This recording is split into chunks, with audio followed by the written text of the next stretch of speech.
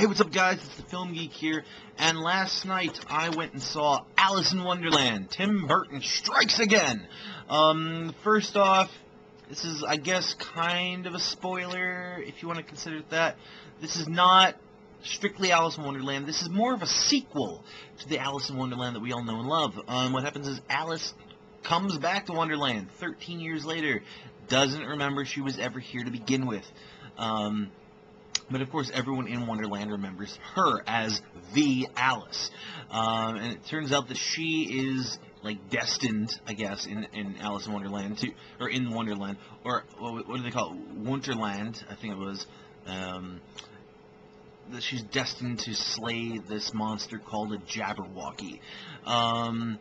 It was a really odd movie, but then so are all Tim Burton movies. Some of the visuals in this movie were stunning. I liked a lot of the landscapes. However, I thought some of the personal effects, such as some of the CG characters and CG parts of characters, such as Tweedledee Tweedledum, the Red Queen, and the Knave of Hearts, I thought some of it was a little too cartoony, especially Tweedledee and Tweedledum.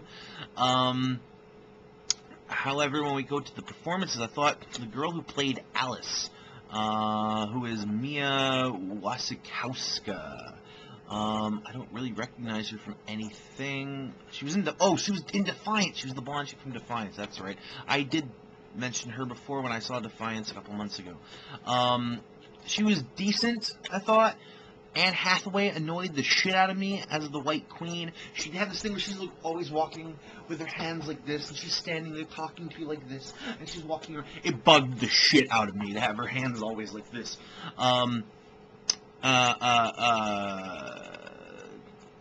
Helena Bonham Carter, who played the Red Queen, I thought she did a really amazing job.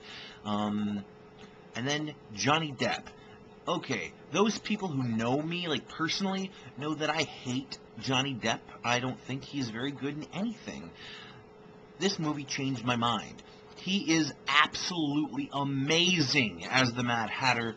This role of the Mad Hatter for Johnny Depp is equivalent to what the Joker was to Heath Ledger. I thought he was that fucking good.